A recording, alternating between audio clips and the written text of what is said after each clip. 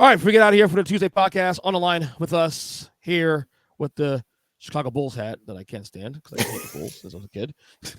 Matthew Allen with us, our old friend of the podcast, music journalist, of course. How you doing, Matt? Doing pretty good. How you doing, EJ? I'm doing good. Some more times for us, obviously.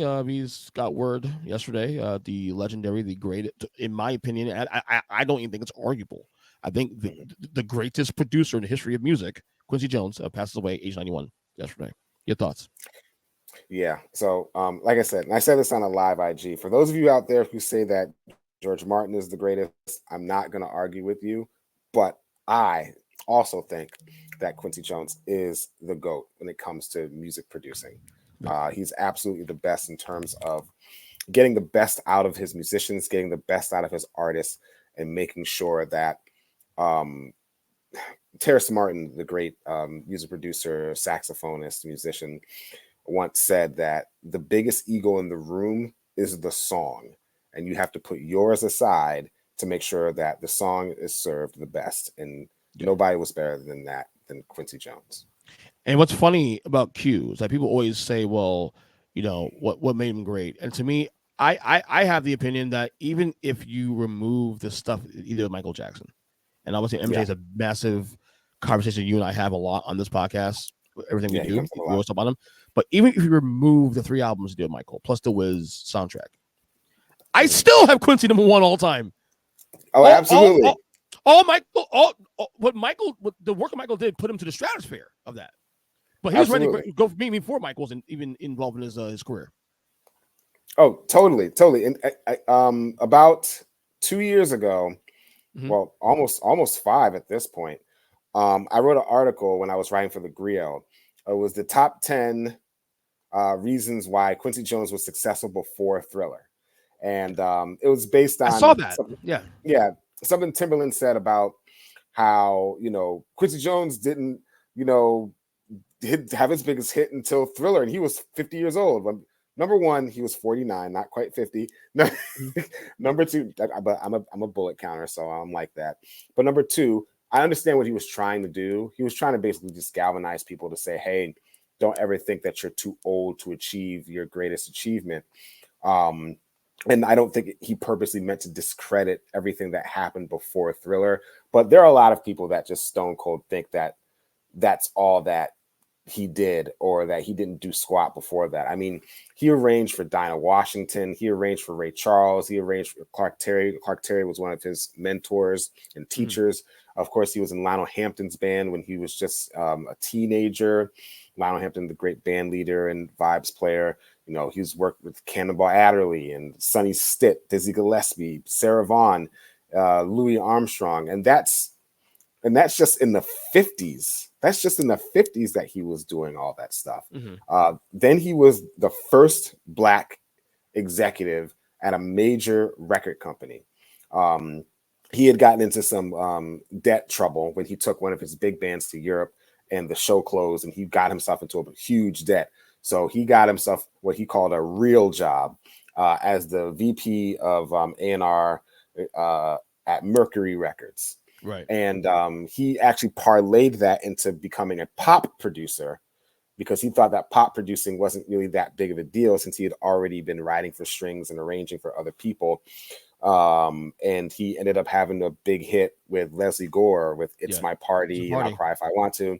You Don't Own Me. They had well over 12, 14 hits with her alone. And that opened up him as a pop producer. And so that's in the 60s. And then, of course, in the 70s, he starts producing for Aretha Franklin. He discovers the Brothers Johnson and produces for them. All those things, and all of the big thing about it, and I wrote a separate article about this, was the fact that Quincy threw away that what would have been a very lucrative extension as the VP to be a movie composer. In the mid 1960s, the Mercury Records basically said, we're going to give you like a 20-year contract, $50,000 a year, which in 1964 money is about $1 million. It's $1 million. It's a lot of money. It's a lot of money. And he said, nope. He went to Hollywood because there's no Black movie composers. I'm going to be the first one.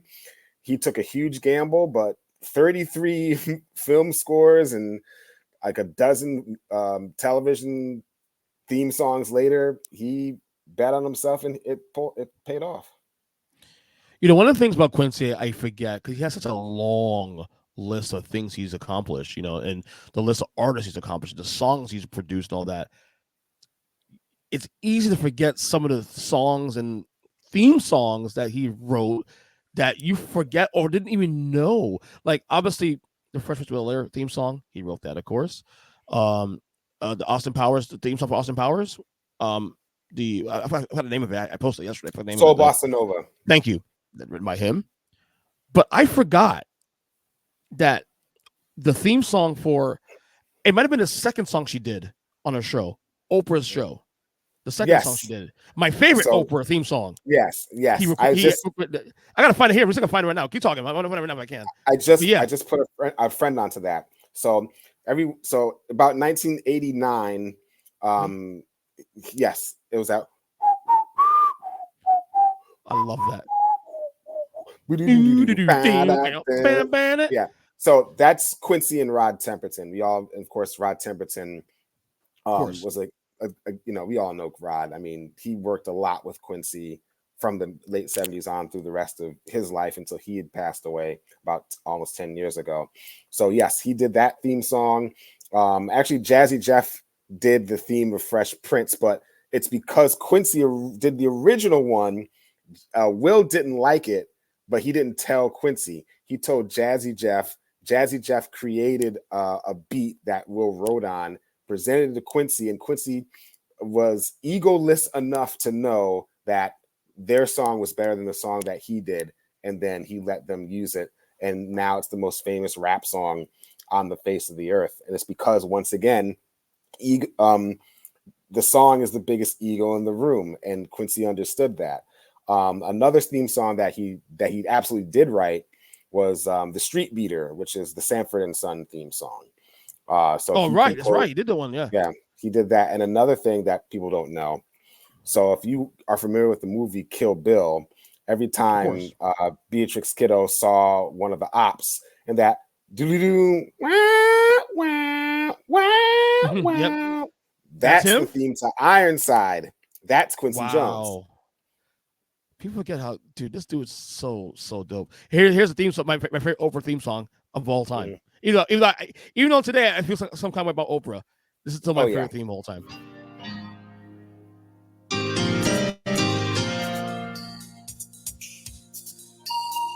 The best.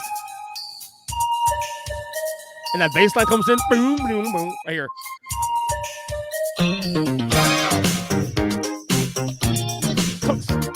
Some of you'll be a Carlton, Fresh Prince dancing.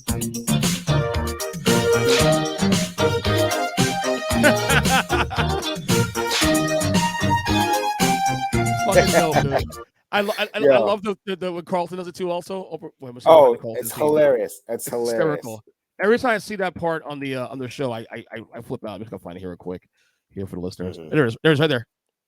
Oh yeah, this is so. See you on funny. TV. Have a good show. Thank you.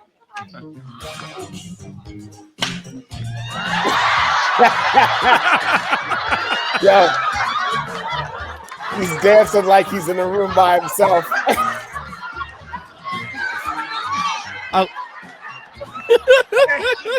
He's dancing in the room like he's by himself. I love it. He's the best, dude. I told you, Carlton's the best character of the whole show. Do you remember the sorry about that? Do you remember the there were some comments that came out a couple of years ago, I think it might have been 5-6 years ago, about Quincy being very critical of the Beatles and calling them like horrible musicians. Was that a real quote? Yeah, that's from an interview he did with GQ magazine. I think what he was talking about was when he initially met the Beatles. Right. So the context, because context is important. The context is basically when he first knew the Beatles, when they were first starting out, which is like 1962, 1963, he said, yeah, Paul McCartney was one of the worst bass players in the world, and Ringo wasn't a good drummer. Yeah. But you have to understand that Quincy Jones has worked with the best of the best. And as I love the Beatles, but I'm not going to lie and act like they're the greatest musicians in the face of the earth in terms of being virtuosos. I mean, particularly when you compare them to people like John Paul Jones and John Bonham and Jimmy Page or Stuart Copeland and all these other virtuoso rock musicians who came after them, or like a Keith Moon or John Entwistle. I mean, even though I love Paul McCartney as a bassist, and I think that Ringo is a super underrated drummer. But I think at the time he felt, they were bad. And what he was trying to convey in the music he was doing, he felt like they couldn't do it. And they probably, at their own admission, probably couldn't have been like session players the way that he was used to using session players, or jazz players the way that he was used to using them. And that's okay. Here's one of the quotes. Right. Here's one of the quotes. When asked about the Beatles, Jones said, quote, "They were the worst musicians in the world. They were no playing motherfuckers. Paul was the worst bass player I ever heard. And Ringo, don't even talk about it." Here's the thing with Quincy Jones, too, also. Quincy Jones, people may not like that because a lot of people are very protective of the Beatles and their legacy. Mm-hmm. But you got to understand Quincy Jones and where he comes from. He's a musician's musician. So the ego and the music and what he, even more than an artist, the bolts and the very core of music, that guy, his perspective is different from anybody else who loves music, even us as critics. You know, he comes from a place that I literally create music and produce what you bring to me. So his critique is a little bit different from most other people. That's why, even though it was bold to say the things he said, at the same time, I understood the context and where he was coming from. Yeah, I don't think it was bold. I just think it was an old man that doesn't have a filter anymore. You know, if you listen to other old artists, they don't censor themselves because they feel they don't need to. You know what I'm saying? Because it's like, you know, what are you holding your tongue for? So with Quincy, you know, you have to also understand the context of the time. Who are the best bass players that he's been around? He's used to being around Ray Brown and Ron Carter. Yeah. You know what I'm saying? So his standards are higher than anybody else's. Yeah. And Philly Joe Jones, he's used to being around guys like that.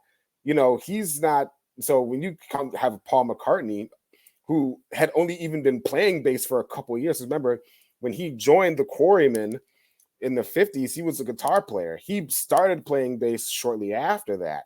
You know, not everybody can just pick a bass up just from not playing bass to become a great bass player. Nobody can do that. You know, I'm sure if you go to Flea, he didn't start playing bass until Hello Slovak told him to from the Red Hot Chili Peppers. He was a trumpet player before that, like Quincy Jones.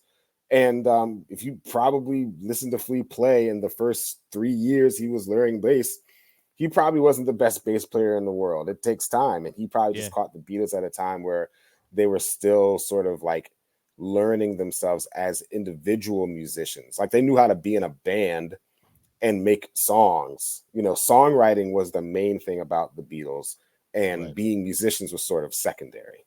Right. One more thing we get out of here. We mentioned Michael Jackson. Obviously, he's working Michael Jackson. I mean, they did 3 albums together. The three biggest albums in history of music. You have 3 of the top 20 selling albums all time, 2 of the top 5, and the biggest album of all time, Thriller, of course. Yeah. I compared last night. I was thinking about this too. I compared the team of Michael Jackson and Quincy Jones to like Michael Jordan and Phil Jackson. Yeah. Would you agree, or even Tom Brady, Bill Belichick in football? Would you agree that the artist tandem of Michael Jackson and Quincy Jones is the greatest music artist, producer artist tandem in history of music? Is that close? Would you agree? It's definitely up there. Yeah, I mean, like I said, I think that for me, it's definitely up there. I mean, it's probably my favorite. I mean, who would you put? If not them, in terms of artist producers, like the tandems, like as a team, like tandems. Okay, so in terms of tandems, I mean, in terms, I would say like Jimmy Jam and Terry Lewis, for instance. With who? Or which artist? With Janet Jackson. You put them on level with Michael and Quincy? Yeah, I would actually. No. I would put them on the level of Michael and Quincy just because of the synergy of the creation that happened. I prefer the albums just slightly over I prefer Michael and Quincy's albums over Janet's albums with Jam and Lewis, but just slightly. But you can't argue with success. I mean, from Control, all the way to now, the albums that Janet has done with Jam and Lewis are undeniable, particularly those first 4 records: Control, Rhythm Nation, Janet, and The Velvet Rope. And you can go to even All For You after that, if you'd like, but you can't argue with success. And of course, I'm going to say, like we talked about, the Beatles with George Martin, particularly from 1965 to 1969, like with Rubber Soul and Revolver, Sgt. Pepper, Magical Mystery Tour, the White Album, Let It Be, sort of, and Abbey Road. Those are classic albums one after the other. Those are probably the only 3 that I would say, and the only 2 that I would say the Beatles with George Martin, and I would say Janet with Jimmy Jam and Terry Lewis. That's good. I like that. Obviously, I think when you look at I gotta look at success. Like, obviously, when you produce the biggest album of all time, when you produce the 4th best album of all time, Bad, when you produce a top 20 album Off the Wall, and of course The Wiz and whatnot. I guess I'm looking at more from a more closed, and of course We Are the World too, especially as well. The work that with that. I guess I'm looking from a little more silo-ish point of view. I forget George Martin and Beatles, definitely up there. Jerry Jam Lewis with Janet's phenomenal. I mean, who would you put, like? So that'd be a Mount Rushmore right there. That'd be 3 of the Mount Rushmore there. Your 4th, who, like, would it be Missy and Timbaland? I would say Missy and Timbaland. Missy and Timbaland. Oh, really?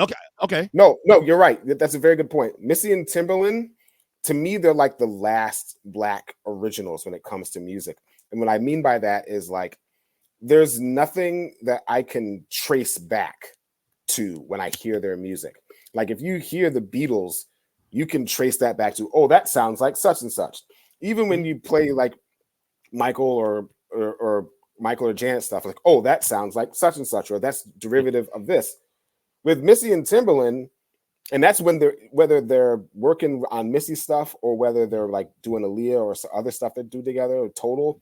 Yeah, there's very little I can trace back to in terms of, oh, that sounds like such and such. Like, there's nothing that sounded like the drum pattern of One in a Million by Aaliyah. And it's, especially when you take his drum beats and his production, mix it with the slower pace of rhythm that Missy is writing for Aaliyah in terms of her cadence.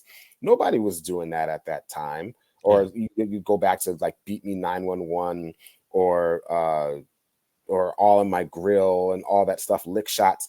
It's just like, what the heck is that? So I definitely would say Missy and Timbaland would be up there in terms of tandem. But getting back to just Quincy, Quincy working with Michael Jackson was, like I said, it's so severely explosive that it really put so many things into its shadow, including the careers of those 2 people. Everything that Michael did after Bad was going to be compared to those 3 albums, whether he liked it or not.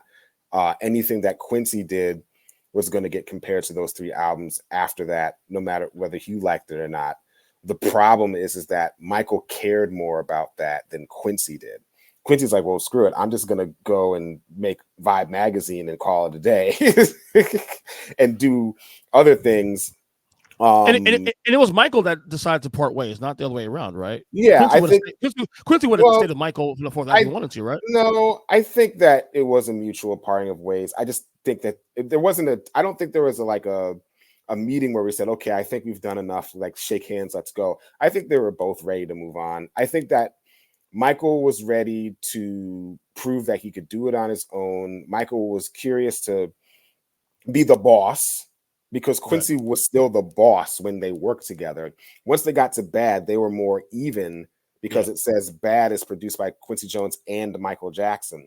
So I think at that point he was ready to prove himself and to just search for new sounds that maybe Quincy wasn't ready to explore at that moment, in terms of embracing other aspects of technology, because Quincy still was very much into using live musicians, even though Back on the Block has a lot of synthesizer work and things of that nature. But I think that Q also was ready to stop, because, like I said, he wanted to do this one last record. He was getting deep into his executive bag with Quest Records. He wanted to really flesh out his publishing company. So I think that they were both ready to move on. I don't actually think, like, for people who think that Michael should have stayed with Quincy beyond Bad, I actually don't agree with that. I don't agree either. I think that what we got from Michael and from Quincy after that is more than good enough. It's maybe it doesn't measure up in terms of sales, but in terms of the quality over time, I definitely am glad we got Dangerous in History. I'm glad that Quincy gave us Vibe Magazine. We got Q's Juke Joint. We got Back on the Block. We got the Fresh Prince of Bel-Air. So I wouldn't have minded Quincy being on Invincible, honestly. I think he could have done a really good job on Invincible. The songs on there definitely had some of those songs could have had a Quincy vibe, off the wall thriller vibe. Yeah. Some of those songs on there could use his touch a little bit. I would have liked one more from them, after Invincible. I think that like after the trial and after the acquittal, and Michael has time to just chill out. I think it would have been great for them just to go back in one more time. That's the roots. Just go back to the roots, not try to. And Michael would have done that with his mentality because he was so ambitious. But just go back to the let's just do it for the love of it. Let's not care about record sales.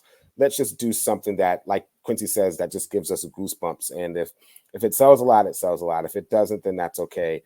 I would have loved to have just seen that. I mean, there's lots of things I would have loved to have seen from Michael and Quincy at that point, both together and individually. This is it, for an example. I didn't want, I would have much rather have gotten another album out of Michael with Quincy or not. I would have rather gotten an MTV. I would have rather an MTV Unplugged episode from Michael. That part. Yep. That would have been great. In terms of Quincy, I wish Quincy didn't slow down his producing as much as he did.